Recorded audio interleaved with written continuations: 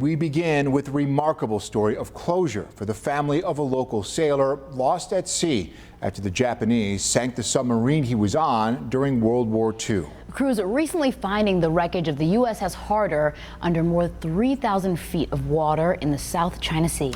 Sailor Vincent D'Alessandro of Buffalo was one of the 80 souls on board that ill-fated sub back in 1944. It's one of the most iconic submarines of World War II, sinking the most Japanese warships in the Pacific. Tonight, our Derek Hyde giving a voice to a pair of his nephews reacting to this recent discovery.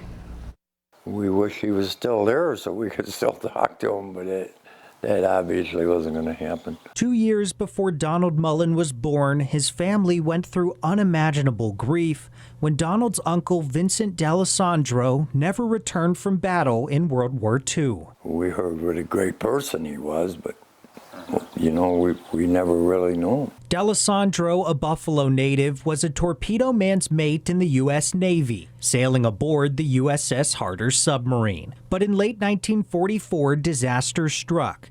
An attack by the Japanese sunk the submarine off the coast of the Philippines, taking the entire crew, including Donald's uncle Vincent, with it. For nearly 80 years, his sub was never seen again until now. I just couldn't believe it. I said, holy Christ. And I told Karen, I said, that's 80 years ago. But seeing is believing. Donald's brother James saw this image from the Lost 52 project, which was founded to discover and memorialize the 52 submarines lost during World War II.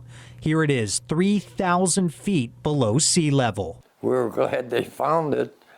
Maybe we'd find out more about him, you know, I don't know. Giving closure to the family about what they always thought happened to their uncle. Can you just imagine how these guys felt?